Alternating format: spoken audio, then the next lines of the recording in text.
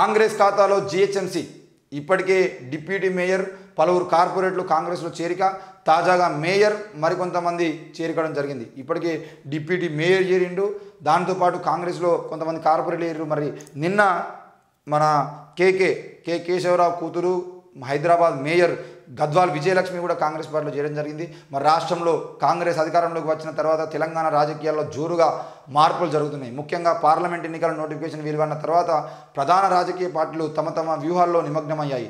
ఈ క్రమంలో అధికార కాంగ్రెస్ నియోజకవర్గాలతో పాటు హైదరాబాద్ బల్దియాపై దృష్టి సారించింది. రాష్ట్రానికి గుండెకాయ లాంటి బల్దియాపై కాంగ్రెస్ జెండా ఉండాలని ప్రత్యేక వ్యూహంతో ముందుకెళ్తుంది. గత ఎన్నికల్లో రాష్ట్ర వ్యాప్తంగా కాంగ్రెస్ హవా కొనసాగిన గ్రేటర్ హైదరాబాద్లో మాత్రం ఓటర్లు బీఆర్ఎస్కి పట్టం కట్టిన విషయం అందరికీ తెలిసింది. హైదరాబాద్లో 25 అసెంబ్లీ సీట్లకు గాను ఒక్కటి కూడా కాంగ్రెస్ పార్టీ గెలవలేదు.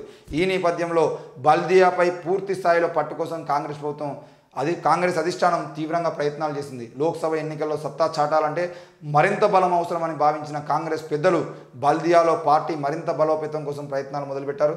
ఎక్కువ మంది కార్పొరేటర్లు ఎమ్మెల్యేలే కాకుండా క్షేత్రస్థాయి నాయకులను కూడా తమ వైపు తిప్పుకునేందుకు వ్యూహాలు రచిస్తున్నారు. ఇది అంటే ఎందుకు ఈ విషయం మాట్లాడుకోవాలంటే, నాయకులు వచ్చేదంటే ఓటర్లు వేయాలని ఓట్లు వేయాలని రూల్ ఏం లేదు. ఒక నాయకుడు నేను పెద్ద నాయకుని అని చెప్పేసుకొని పోయి పార్టీ మారితే ఆ పార్టీ మారినంత మాత్రాన ఆయన వెనకాల అందరూ గొర్రెల్లాగా వచ్చి చలో మా నాయకుడు ఇలా వేయండి కాబట్టి నేను నాయకునికి ఓటేస్తా అని చెప్పేసి ఓటేసిన పరిస్థితులు అన్ని సందర్భాల్లో ఉండకపోవచ్చు. నాయకుడిని చూసి ఓటేసేటువంటి రోజుల నుండి నాయకుడు తప్పు చేస్తే ఈ నాయకుడు మాకు అద్దు అని చెప్పేసి నాయకుని పక్కన పెట్టి వేరే నాయకుడిని ఎన్నుకున్నాడని ప్రమాదం కూడా ఉంటుంది. ఎట్టి పరిస్థితుల్లో మా నాయకుడు ఏది చెప్తే అదే నిజమని చెప్పేసి ఈరోజు నాయకునికి చెప్పే తీరుగానే ఉండేది ఉంటే ఈరోజు కేసీఆరే మళ్ళీ అధికారంలో కష్టడు. కేసీఆర్ నేనే తెలంగాణకు నాయకుని, నన్ను మించిన నాయకుడు లేడు అని విర్రవీగిండు. కానీ పోయి ఈరోజు బొక్కబొర్రలో పడ్డాడనే విషయం మనం అందరం చూస్తున్నాం.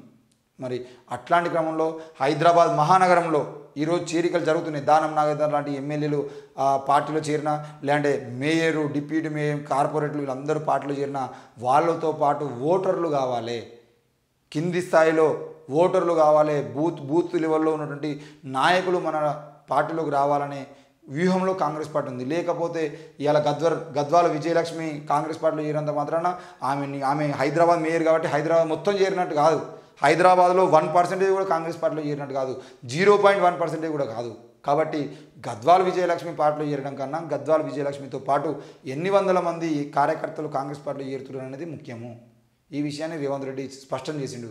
కాబట్టి రానున్న రోజుల్లో కూడా నిన్న కూడా చాలామంది సోషల్ మీడియాలో పోస్టులు పెడుతూ బీఆర్ఎస్ నాయకులకు సంబంధించిన విషయంలో, కడియం శ్రీహరికి సంబంధించిన విషయంలో చాలాసార్లు ట్యాగ్ చేస్తూ పెడుతున్నాడు అనే అంశం ఏంటంటే, నాయకులు మాత్రమే పోతున్నారు, బీఆర్ఎస్ క్యాడర్ ఒక్కరు కూడా పార్టీ మారతలేరని చెప్పేసి చెబుతా ఉన్నారు.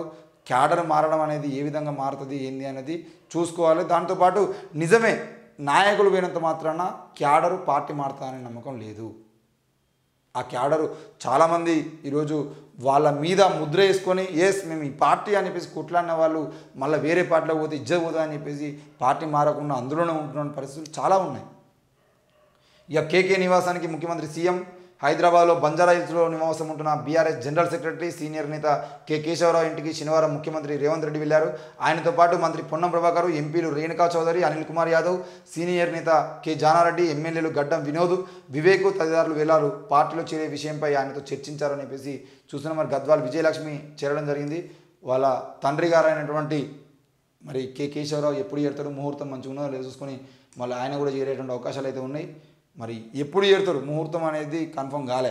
ఎందుకనంటే వాళ్ళకి ఇచ్చేటువంటి పదవులు ఏందో చెప్పాలి కదా.